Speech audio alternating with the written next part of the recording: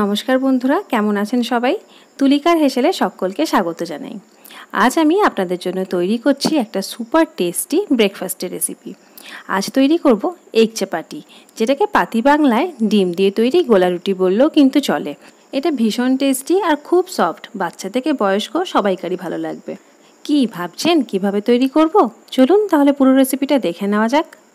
Egg চাপাটি তৈরি করার জন্য সবার প্রথমে একটা ব্যাটার তৈরি করে নিতে হবে। একটা মিক্সিং বোলের মধ্যে একটা ছোট বাটির মাপ করে নিয়ে নিচ্ছি 4 বাটি পরিমাণ আটা। ময়দা খেতে অনেকেই পছন্দ করেন না, আর এই রান্নাটা ময়দার থেকে আটা দিয়ে বেশি ভালো হয়। 4 বাটি আটার সাথে নিয়ে নেব 1 বাটি পরিমাণ সুজি। যেই বাটি করে আটা মেপেছি সেই বাটি করে 1 বাটি সুজি আমি এর মধ্যে অ্যাড করছি। দিয়ে দেব স্বাদ অনুযায়ী লবণ, আর দেব সামান্য পরিমাণ চিনি, যাতে টেস্টটা একটু ব্যালেন্স হয়, খেতে একটু মিষ্টি মিষ্টিও লাগে। এবার সমস্ত শুকনো উপকরণ প্রথমে ভালো করে একটু নাড়াচাড়া করে মিশিয়ে নেব। তারপরে এর মধ্যে অল্প অল্প জল ঢেলে একটা পাতলা ব্যাটার তৈরি করব। আটার পরিমাণটা বেশি হলেও জলটা কিন্তু একসঙ্গে দেওয়া যাবে না।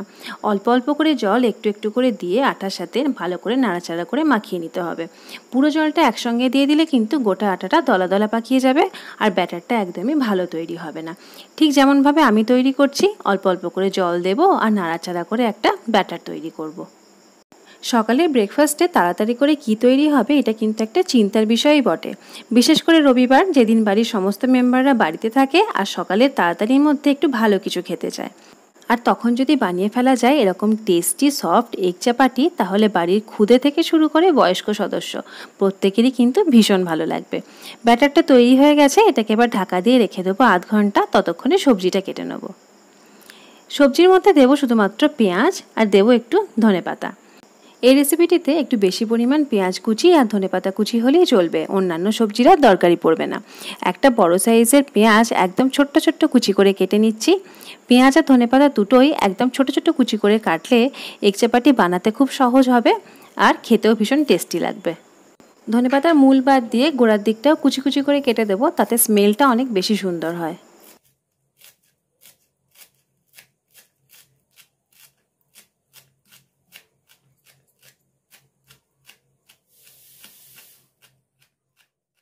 সবজিগুলো কেটে নেওয়া হয়ে গেছে। আমি যেই পরিমাণ আটা নিয়েছিলাম তার জন্য এতটা সবজি যথেষ্ট। 30 মিনিট হয়ে যাওয়ার পর এখানে ব্যাটারটা একটু সেট হয়ে গেছে, একটু স্মুথ হয়ে গেছে আর একটু ঘনও আছে। যেহেতু ডিম দেবো তাই প্রথম থেকেই পাতলা করে দেওয়া যাবে না।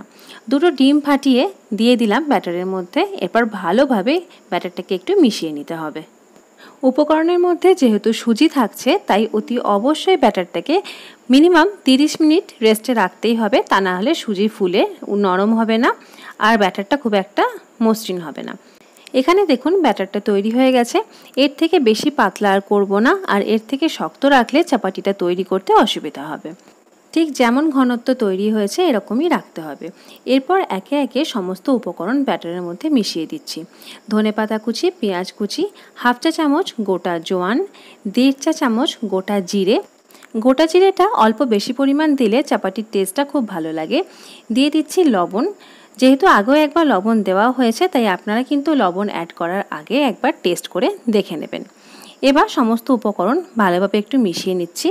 ব্যাটারের মধ্যে ছোট ছোট করে কুচিয়ে কাঁচা লঙ্কা দেওয়া যেতে পারে, তবে আমার মেয়ে যেহেতু একদমই ঝাল খায় না, তাই আমি কাঁচা লঙ্কা না দিয়ে 1 চা চামচ গুঁড়ো গোলমরিচ ব্যবহার করছি। এটাতে একটু ঝালও হবে আর আমার মেয়ের খুব একটা ঝালও লাগবে না। ভালো করে আবারও একবার মিশিয়ে নিলাম। ব্যাটারটা একদম রেডি হয়ে গেছে।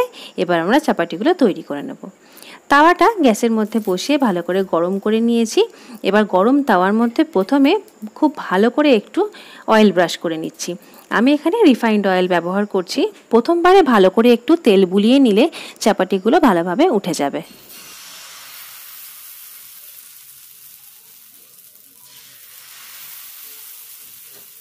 তেল বুলিয়ে নেওয়া গরম তাওয়ার মধ্যে 1 হাতা বা 2 হাতা এরকম একটা পরিমাণ বুঝে ব্যাটার দিয়ে তাওয়াটাকে এভাবে ঘুরিয়ে নিলেই ব্যাটারটা স্প্রেড হয়ে যাবে। ঠিক একটা রুটির আকারে, মানে রুটি যেরকম হয় সেরকম। ব্যাটারের ঘনত্বটা যদি একদম পারফেক্ট হয় তাহলে কিন্তু এভাবে ব্যাটারটা স্প্রেড করতে কোনো অসুবিধাই হবে না। ছড়িয়ে নেওয়ার পর গ্যাসের ফ্লেম মিডিয়ামে রেখে তৈরি করব। উপরের দিকে কাঁচা ভাবটা চলে গেলে চাপাটিটাকে আস্তে করে ধরে একটু উল্টে দিতে হবে। একটা সাইড তো হয়েই গেছে, এবার উল্টো পিঠটা মিডিয়াম ফ্লেমে কিছুক্ষণ রাখলেই এগ চাপাটি তৈরি হয়ে যাবে। এটা তৈরি করতে সময় একদমই বেশি লাগে না। এদিকটা দেখলে বুঝতে পারবেন কেমন সুন্দর একটা রং এসে গেছে। তুলে নিচ্ছি তাওয়া থেকে। এইভাবেই সমস্ত চাপাটিগুলো তৈরি করব, আর প্রত্যেকবার ব্যাটার দেওয়ার আগে একটু অয়েল ব্রাশ করে নিতে হবে। তাওয়া ঘুরিয়ে যদি ব্যাটারটা স্প্রেড করতে না পারেন, তাহলে এইভাবে একটা হাতার ব্যাক সাইডে করেও কিন্তু এইভাবে ঘুরিয়ে ঘুরিয়ে একটা রুটির আকার তৈরি করে নিতে পারেন, ঠিক যেমনভাবে ধোসা বা সরু চাকলি তৈরি করা হয়। ওপর পিঠে ব্যাটারের কাঁচা ভাবটা চলে যাওয়ার পরে এভাবে একটু ব্রাশে করে তেল বুলিয়ে দেওয়া যেতে পারে, তাহলে ওপর দিকটা আর একটু ভালো করে ফ্রাই হয়ে যাবে। তবে তেলের পরিমাণ কিন্তু একদমই কম। এইভাবেই সমস্ত চাপাটিগুলো তৈরি করে নেব। আপনারা কিন্তু বাড়িতে অবশ্যই ট্রাই করে দেখবেন আমার এই রেসিপিটা। কেমন হলো আমাকে অবশ্যই জানাবেন কমেন্টে। আমার রান্না ভালো লাগলে টুক করে একটা লাইক করে দেবেন, আর আমার চ্যানেলটা সাবস্ক্রাইব করতে কিন্তু একদমই ভুলবেন না। সবাই ভালো থাকুন, সুস্থ থাকুন। দেখা হচ্ছে পরে আরও একটি নতুন রান্না নিয়ে। টাটা।